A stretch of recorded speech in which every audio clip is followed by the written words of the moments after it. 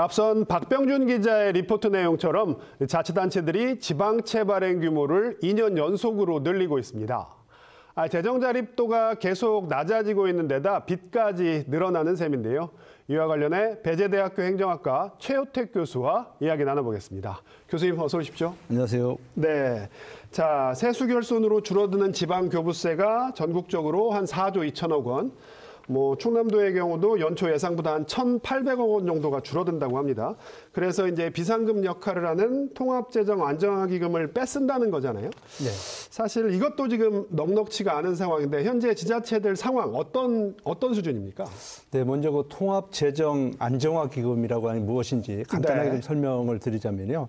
우리가 예상했던 것보다 예를 들어 지방세가 좀 많이 거쳤어요. 그러면 이걸 수지를 맞춰야 되니까 어디 쓸 수가 없거든요. 어딘가를 넣어놔야 됩니다. 그렇게 해서 모아놓은 돈, 또 특별회계 등을 운영하면서 발생하는 그런 여유자금을 통합적으로 관리하는 것이 바로 이제 통합재정 안정화기금이다 이렇게 볼 수가 있는데요. 과거에 우리가 이제 새마을운동할 때 보면 어머니들이 그 쌀을 한 줌씩 떼어가지고서 이렇게 저축을 해놨거든요. 또 이제 위기 상황이나 이럴 때 또 흉년이 들었을 때 그것을 이제 활용하기 위해서 한 건데 마치 이제 그런 좀조리통과 같은 이제 그런 역할을 하는 것이 통합재정 안정화기금이다 이렇게 보시면 될 것 같은데요. 이것이 지금 그 언론 보도에 의하면 그 지난해보다 지난해에 이 통합재정 안정화기금이 많이 지금 이제 예를 들어 활용이 된 거예요. 사용이 됐는데 예를 들자면 대전 같은 경우에는 한 6.6%가 마이너스가 된 그런 상황이고요. 그다음에 이제 세종 같은 경우에는 마이너스 91%입니다. 그러니까 대부분의 이 기금이 다 이제 사용되고 없는 이제 그런 상황이기 때문에 상당히 어려운 상황이다 이렇게 보시면 될 것 같고요. 기초자치단체 같은 경우에도 2023년을 기준으로 놓고 봤을 때 예를 들어서 이 100억 미만의 기금을 가지고 있는 곳이 전국적으로 47곳, 그중에서도 빵원, 영원을 가지고 있는 곳이 17곳이에요. 우리 지역 같은 경우에는 서산하고 여기 서천 같은 경우가 여기에 좀 해당이 됩니다. 안 그래도 이제 기초자치단체 여쭤보려고 했는데 이렇게 기금이 있더라도 굉장히 미미하거나 아예 없는 곳도 있단 말이죠. 이런 시군들 같은 경우에는 지방채 발행밖에 답이 없는 겁니까? 방법이 또 하나 있긴 있습니다. 뭐냐면은 예산을 대폭 삭감하는 건데요. 그러나 우리가 이제 이 선출직 입장에서 보면 예산을 삭감하게 되면 결국에는 본인이 역할이 줄고 또 성과가 없다라고 아마 시민들이 판단을 할 수 있기 때문에 그 방법을 선택하기는 어려울 거예요. 이제 그렇기 때문에 좀 쉽게 접근할 수 있는 방법이 이제 지방채를 발행하는 것이다 이렇게 볼 수가 있는데요. 지방채 같은 경우에는 예를 들자면 이제 공공재산 조성 등 이 소관재정 투자 사업이라든지 또 재해 예방 및 복구 사업, 그리고 천지지변으로 인해서 만약에 세수가 좀 적게 거쳤을 경우에 그것을 보존하기 위해서 지방채를 발행하기도 하고요. 또 지방채 차환을 위해서 또 지방채를 발행하는 여러 가지 경우가 있을 것 같은데 결과적으로는 이 지방채라고 하는 것이 빚이에요. 그래서 이제 이것은 미래 세대에서 이게 이제 짐이 될 수 있거든요. 그래서 가급적이면 이런 것들을 좀 신중하게 갖다 써야 된다 이렇게 말씀을 드리고 싶습니다.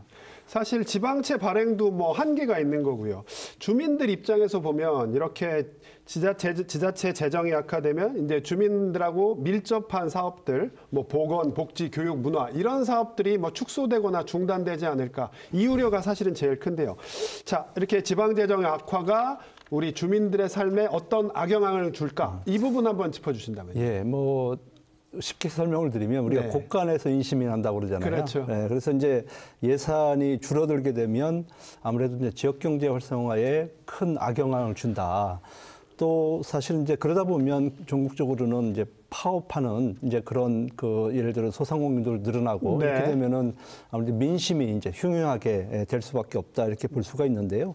우리가 이제 상식적으로 놓고 봤을 때 예산이 줄어드는데 주로 이제 어떤 예산을 줄이게 되느냐면 경직성 예산이라고 하는 것은 줄일 수가 없는 거예요. 예를 들면 인건비라든지 그다음에 이제 복지 비용이라든지 이런 것들은 줄일 수가 없는데 우리가 이제 줄일 수 있는 것은 예를 들면 이제 행사성 경기, 그렇겠죠. 예를 들어 뭐 예. 축제라든지 네. 뭐 이런 것들은 이제 줄 수 있고 특히 이제 시에서 하고 있는 무슨 뭐 문화 활동비 이런 것들 있지 않습니까? 네. 이제 이런 대규모의 이벤트들은 네. 줄 수밖에 없는 그런 상황이 될 것 같고요. 네. 또 중요한 것은 SOC 사업이 늘어난다는 것은 좀 지연될 수밖에 없다라고 하는 것이죠. SOC 사업이 지연된다. 예, 그러니까 네. 예를 들어서 내년까지 도로를 완성하기로 했는데 네. 돈이 없기 때문에 100억을 투자를 해야 되는데 네. 50억밖에 투자를 못한다. 네, 그러면 네. 또 그 다음 해로 넘어갈 수밖에 없거든요. 네. 그래서 주민들과의 어떤 약속 이런 네. 것들을 지킬 수 없는 이제 그런 상황이 발생을 할 것 같고. 네. 그리고 더 중요한 것은 신규로 발생하는 여러 가지 뭐 복지 사업이라든지 여러 가지 네. 긴급한 상황이 있잖아요. 네. 여기에 대응할 자금이 없기 때문에 네. 아마 시민들은 우리께 우선 당장 급한데 왜 재정을 투입을 안 해주지? 네. 그러면서 불만이